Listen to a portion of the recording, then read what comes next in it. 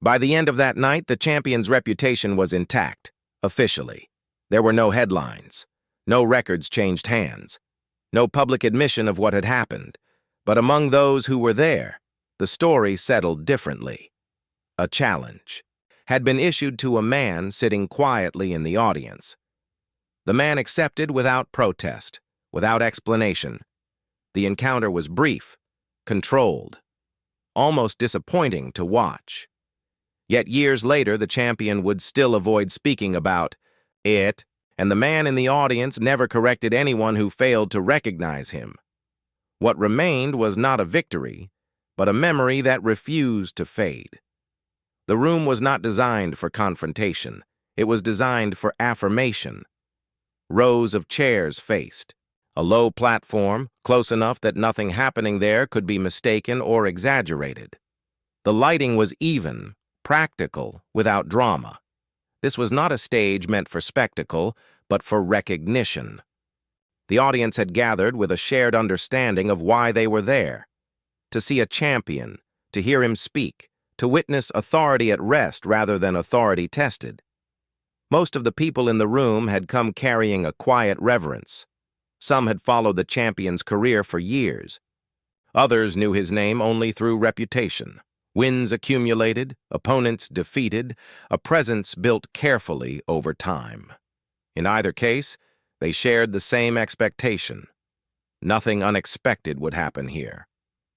The champion stood near the front, relaxed.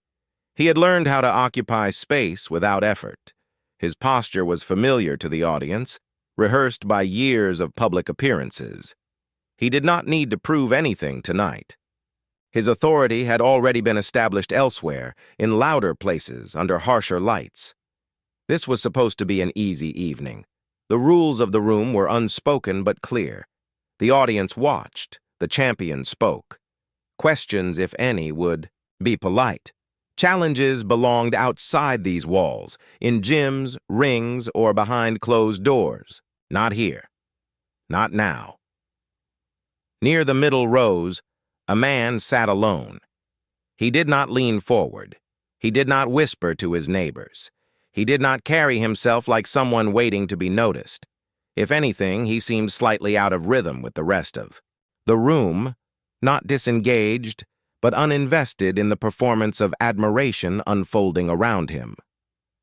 No one knew his name. No one asked. He wore plain clothes. Nothing suggested status or ambition. He did not resemble the people who usually inserted themselves into moments like this. He did not resemble a challenger. What separated him from the others was not confidence, but restraint. When the champion spoke, the man listened.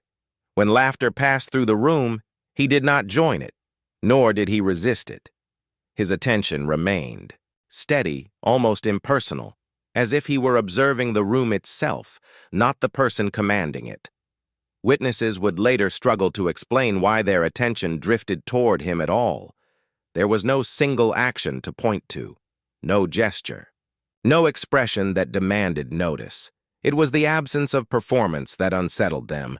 In a room built on hierarchy, everyone knew where they stood. The champion at the front, the audience below, applause flowing upward, authority flowing downward. Except for one man who did not seem to be standing anywhere at all. From the champion's position, the room looked compliant. Faces open, bodies angled forward. The familiar signals of approval were everywhere.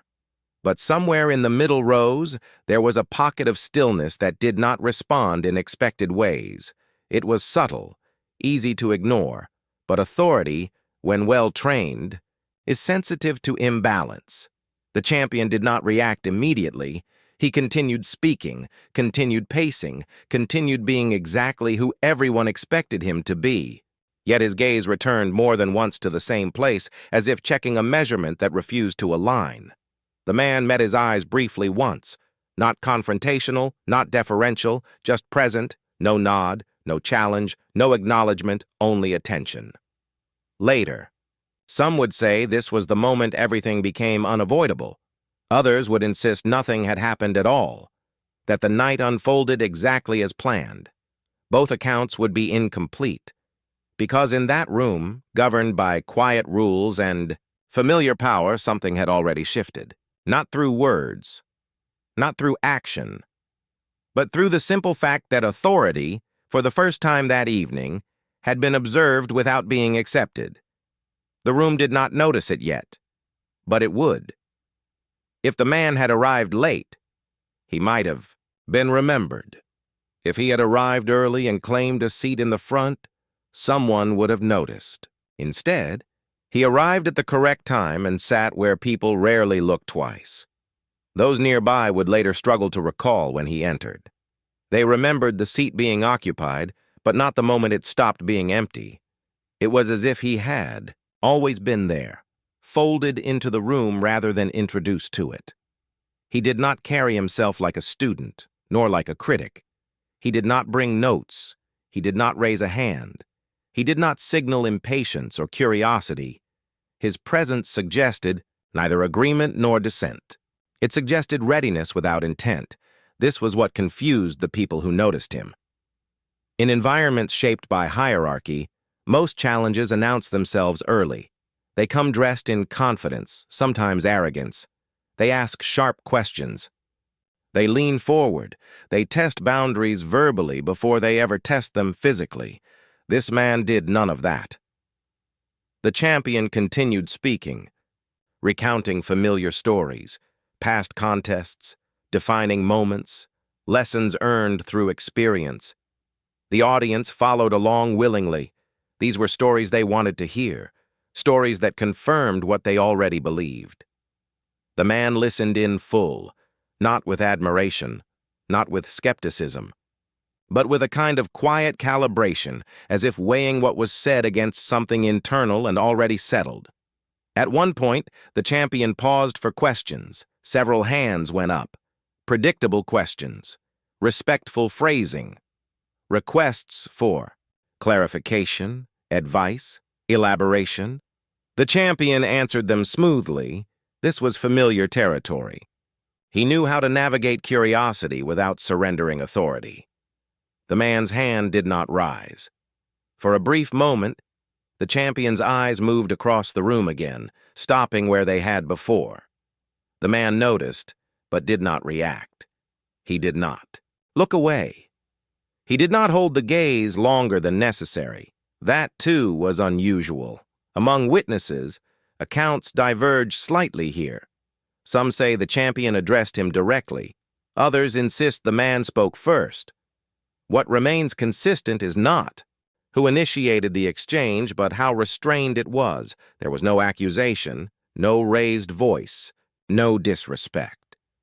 Just a statement, spoken calmly, that did not fit the flow of admiration. It was not framed as a challenge. It was framed as an observation, a small correction, offered without insistence, the kind of comment that could be dismissed easily if one chose to dismiss it.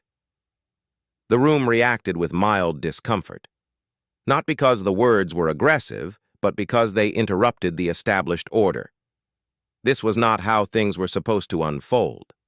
The champion paused. He smiled. Briefly. The smile people used when they believed they were still in control of the situation. He responded with humor, lightening the moment. The audience laughed. The structure reasserted itself, but something had already been marked. The man did not argue his point. He did not insist on being heard. He did not repeat himself. He accepted the response as if it were sufficient, even if it wasn't accurate. This, more than the comment itself, lingered. Because challengers usually push. They escalate. They demand acknowledgement. This man withdrew without retreating. From the champion's perspective, the exchange should have ended there. A minor interruption. A momentary deviation. Nothing that required further attention. And yet the sense of imbalance returned. The man had spoken once, then disappeared back into silence. Not defeated, not satisfied, simply present again, as before. For the rest of the audience, he became a footnote, someone who had briefly broken etiquette. For the champion, He became a question without an answer. Not who is he, but why isn't he trying to win this moment? Authority is comfortable when opposition behaves predictably. It becomes uneasy when restraint replaces ambition. By the time the session moved toward its close, the room felt unchanged on the surface. Applause still came easily. The champion still stood at the front. But beneath that order, a quiet tension had formed. Because somewhere in the audience was a man who had tested nothing and proven something anyway, and the champion had noticed. The shift did not announce itself. There was no clear point at which the evening changed direction, only a gradual narrowing of attention. As the session continued, the champion found himself speaking more slowly, not deliberately, and not enough, for most to notice. His words carried the same confidence, the same ease. Yet between sentences his gaze returned again and again to the same place in the room. The man remained still. He did not avoid attention, but he did not invite it either. His posture did not change. His expression remained neutral. The absence of reaction began to feel, to some in the room, like a form of pressure. Public authority depends on rhythm. Applause arrives on cue. Laughter follows the expected lines. Energy moves in predictable waves. That night, the rhythm faltered. Not dramatically, but just enough to be felt. As the session drew closer to its end, someone near the front made a comment that reframed the evening. It was meant as praise. A reminder of the champion's record, an affirmation of dominance. The kind of statement that usually closed these gatherings cleanly. The champion acknowledged it with a nod. Then, unexpectedly, he added something of his own. He spoke about challenges. Not about formal contests, but about the idea of being tested, about how true skill reveals itself under pressure, about how not everyone who claims ability can demonstrate it when the moment demands. His tone remained calm, almost reflective. Those familiar with him understood what was happening. This was not an attack. It was an invitation, carefully worded, publicly delivered, and impossible to ignore without consequence.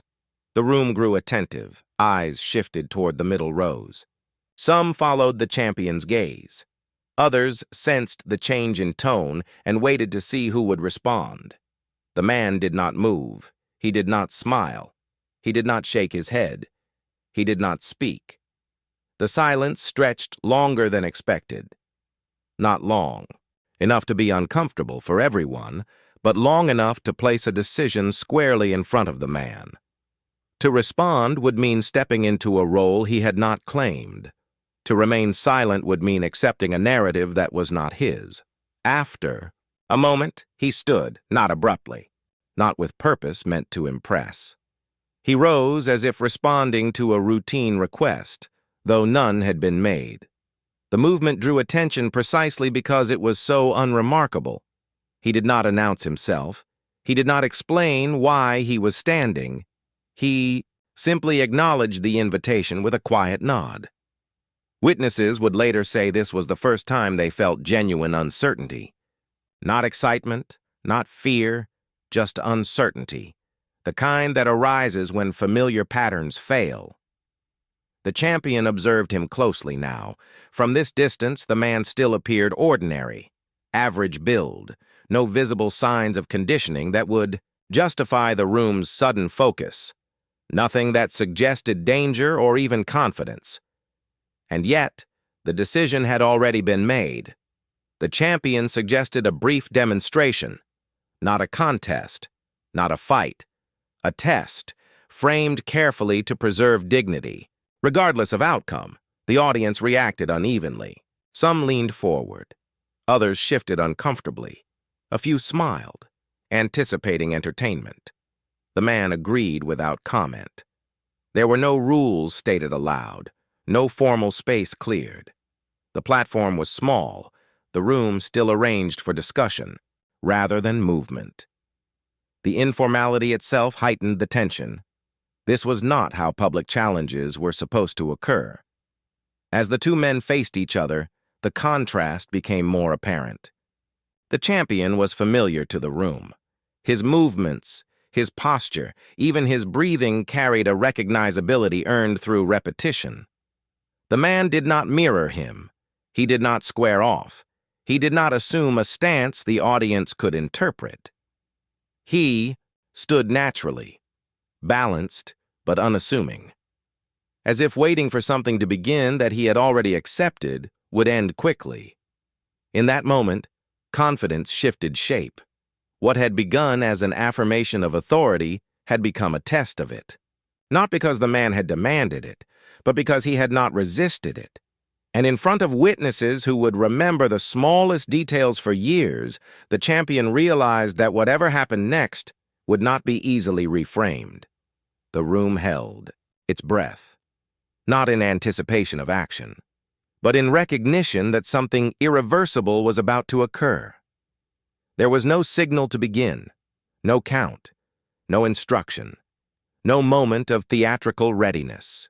The champion shifted first, not aggressively, but with the familiarity of someone accustomed to initiating exchanges.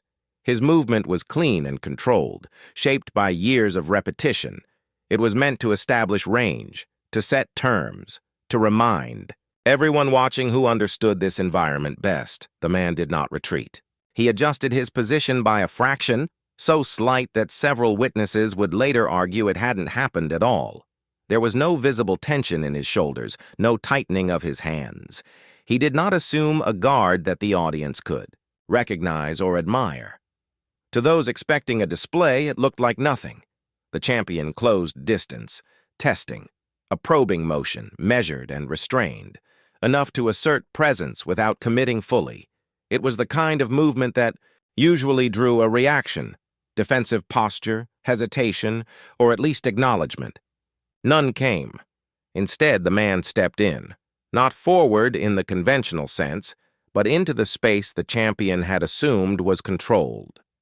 The timing was precise, though not sharp. It did not read as speed so much as inevitability. What followed lasted only seconds. There was no exchange of blows, no visible struggle, no dramatic interruption that the audience could easily narrate afterward. The man made a small adjustment with his hands, guided more by positioning than force. The champion's balance shifted unexpectedly, his center no longer where he believed it to be. For a brief moment, the room failed to understand what it was seeing. Then it was over. The champion found himself halted, contained without being, struck, immobilized without pain, not thrown, not humiliated, simply prevented from continuing in the direction he had chosen. The man released him immediately. No follow-up, no acknowledgement of the audience, no attempt to claim the moment. He stepped back, returning to stillness. The entire demonstration had ended before most people had processed its beginning. Those expecting clarity were left with confusion. Those looking for dominance found none. There was no obvious winner for applause to attach itself to. And yet, something had been resolved. The champion did not speak at once. He adjusted his posture subtly, as if reacquainting himself with his own balance. His expression remained, composed, but the ease he had carried earlier was gone. He nodded once, not to the audience, to the man.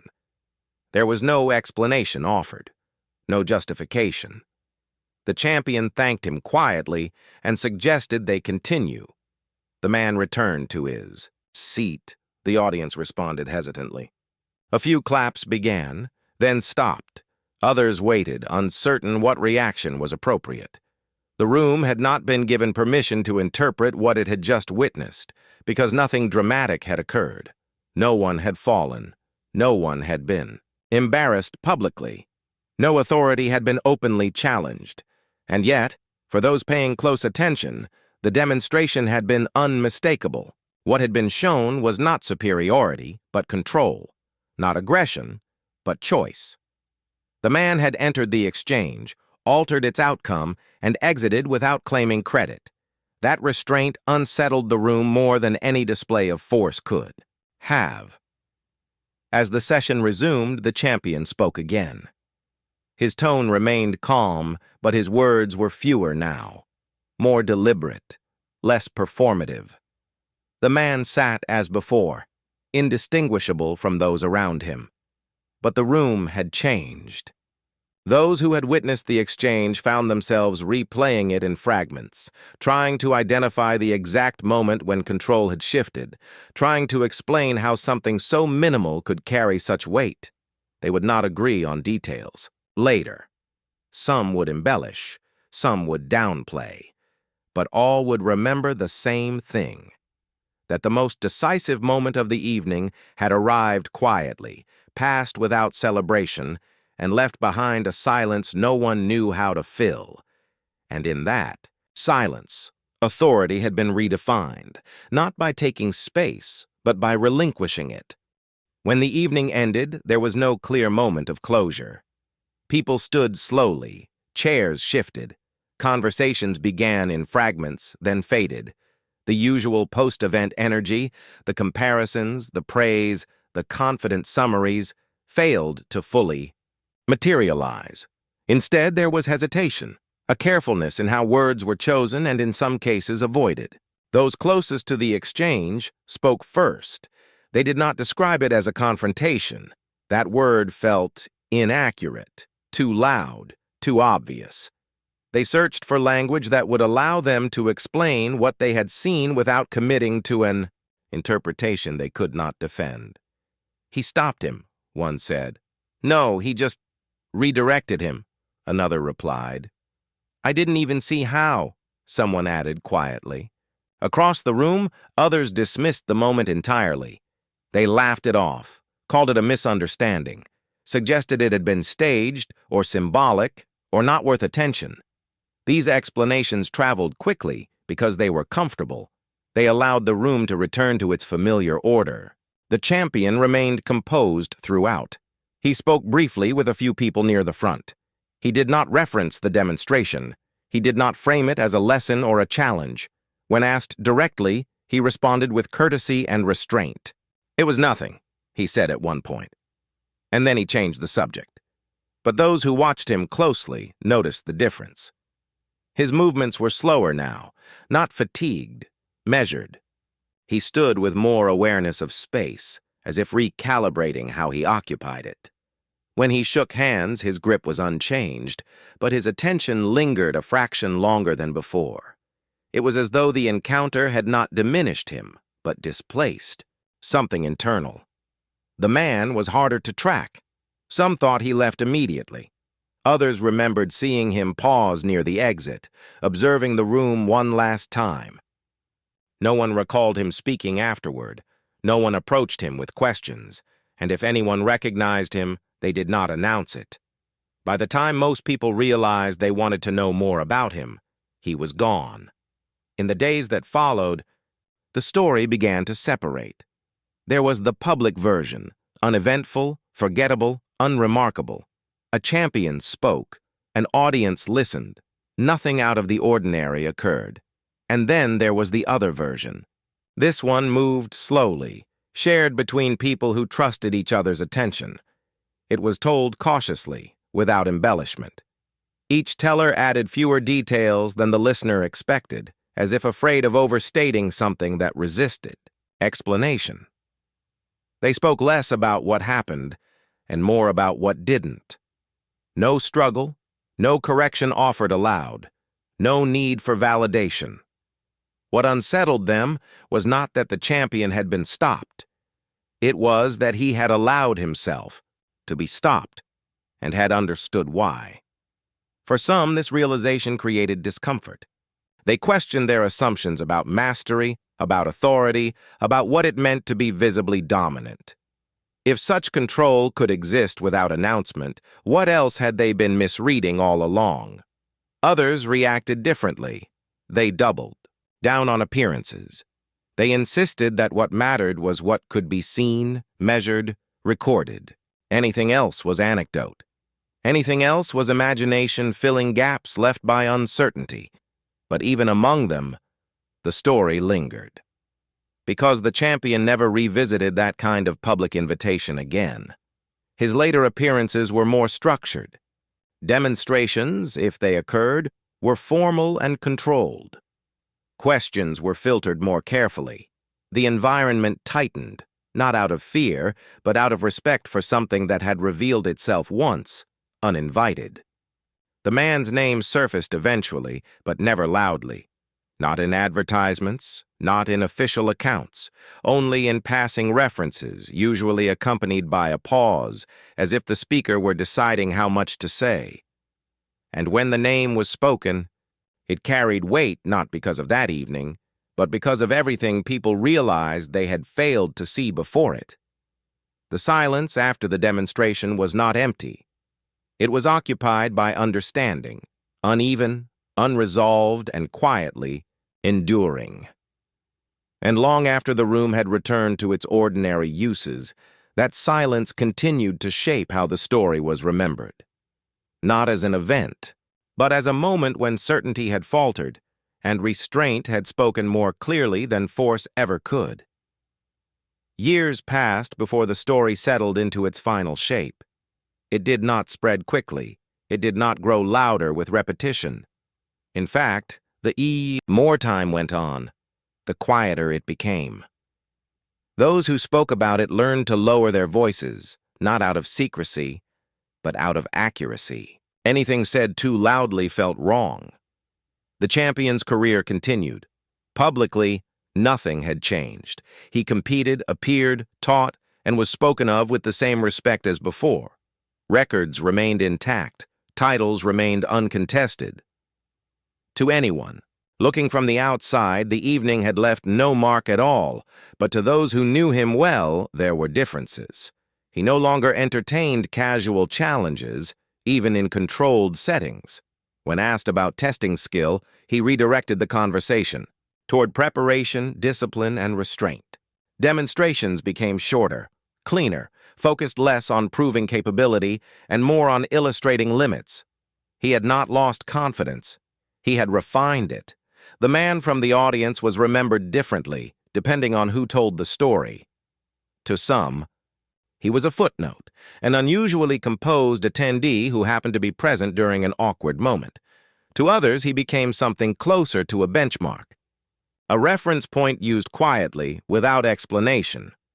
"You remind me of someone," a few instructors would say years later to their students after watching a movement that was efficient but unassuming. They never explained further.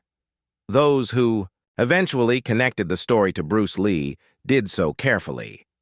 Not because the name needed protection, but because the name was unnecessary. The moment did not require confirmation. If anything, attaching fame to it diluted what made it endure. Bruce Lee never spoke publicly about that evening. He did not correct the versions that omitted him. He did not reclaim authorship of the demonstration. In private conversations, when it was mentioned, he acknowledged it briefly and moved on. For him, the moment had already served its purpose. What the witnesses remembered most clearly was not the technique. Few could describe it accurately anyway. It was the feeling that followed, the realization that mastery could exist without announcement, that dominance did not require conquest, that the most decisive action in the room had been the one least visible. As the years went on, the story became less about who stood where or what movement caused what outcome. It became a measure of perception. Some people heard the story and dismissed it. Others heard it and became quieter in how they trained. A few changed the way they watched entirely. They paid more attention to stillness, to timing, to what was withheld rather than displayed. In that way, the incident achieved something no public victory ever could. It taught without instruction. It influenced without authority. It endured without record. And among those who had been there, those who remembered the room, the pause, the brief and almost invisible shift, there was a shared understanding that what they had witnessed was not a contest, it was a demonstration of choice. One man chose not to dominate when he could. Another chose to accept the lesson without resistance. Everything that followed, the silence, the restraint, the legacy, flowed naturally from that moment. The story remains unfinished, not because details are missing, but because it was never meant to conclude loudly. It lives on in the way certain challenges are declined, in the way some masters move less, not more, in the way true authority, once recognized, no longer needs to speak. And for those who know it, that is enough.